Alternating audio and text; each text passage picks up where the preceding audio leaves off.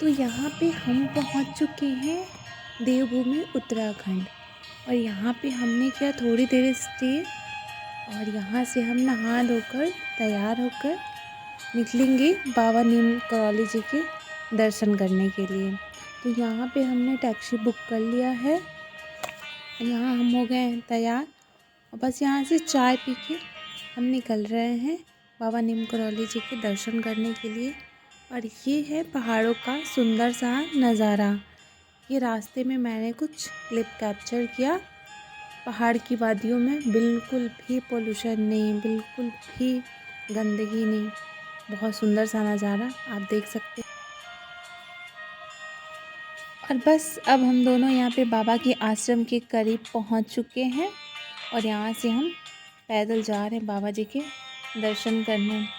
और यहाँ पे क्या होता है कि मेरे पतिदेव को पहाड़ पे चढ़ना शूट नहीं करता है, तो यहाँ पे उनकी तबीयत ख़राब हो जाती है और यहाँ हम बिल्कुल पास तक पहुँच के बट दर्शन नहीं कर पाते हैं।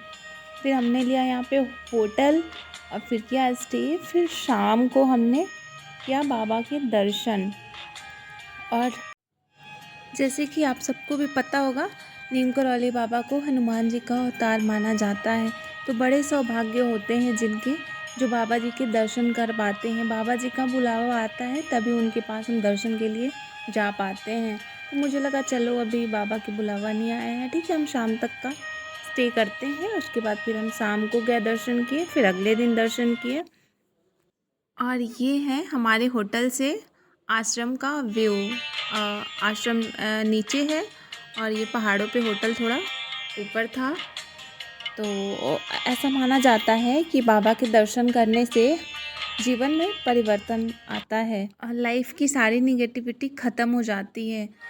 तो देखते हैं, हमने भी बाबा के दर्शन बड़े उम्मीद से किए और बाबा हमारे भी जीवन में परिवर्तन लाएं, बाकी आप सबके भी जीवन में परिवर्तन लाएं, सब अच्छे से करें। और बस शाम का दर्शन यहाँ पे हमने कर लिया और हमें बहुत खुशी मिली। हम 2-3 साल से तहे दिल से इंतज़ार कर रहे थे बाबा के दर्शन के लिए, बट वो टाइम बन नहीं पाता था कि हम दर्शन कर पाएँ। फाइनली वो दिन आ गया। हम खुद को बहुत गौरवान्वित महसूस कर रहे थे कि हमने आज बाबा के दर्शन किए। और यहाँ पे दोनों साइड यहाँ पे नदी बहती है। और उसके बाद हम होटल आ गए। फिर यहाँ पे हमने किया डिनर और हमने यहाँ पे आराम किया।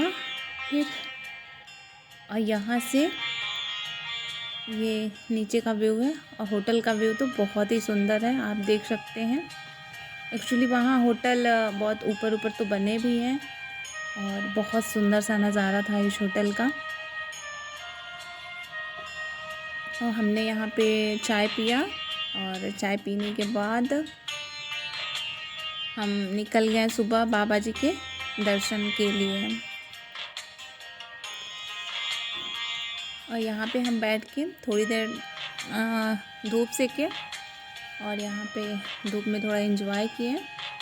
हम दोनों आपस में बात कर रहे थे और बस यहाँ पे हम दोनों ने चाय पिया। और धूप बहुत अच्छी थी, जैसे कि ठंडी बहुत है यहाँ पे, तो हम दोनों यहाँ पे धूप सेक रहे हैं। और चाय पीने के बाद फिर हम निकलेंगे सुबह बाबा के दर्शन करने के लिए। तो बस थोड़ी देर यहाँ हम बैठते हैं।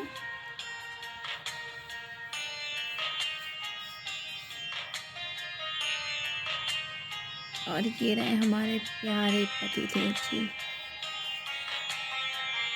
जिन्होंने प्लान किया कि हम तुम्हारे बर्थडे पे चलेंगे पापा के दर्शन करने। बस हम निकल चुके हैं। और बाबा के आश्रम को चमत्कारी आश्रम माना जाता है। जो भी बाबा के पास आता है अपने मन में जो भी बातें मनोकामनाएं लेके, बाबा उसकी लाइफ में चमत्कार करते हैं, उसकी मन की बातें सुनते हैं। तो बस हमारे भी मन में यही उम्मीद थी और बहुत बहुत ही अच्छा लगा। और यहाँ पे बाबा की कृपा से हमारे पतिदेव एकदम ठीक हो गए थे और बहुत पॉजिटिविटी मिली यहाँ। आने के बाद बस बाबा सब पे अपनी कृपा बनाए रखें।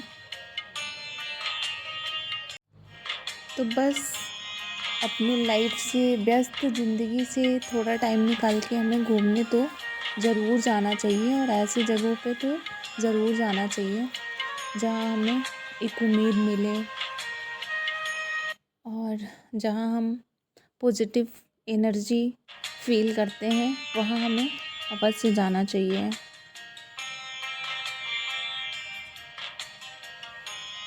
और बस हमारा आना सफल रहा।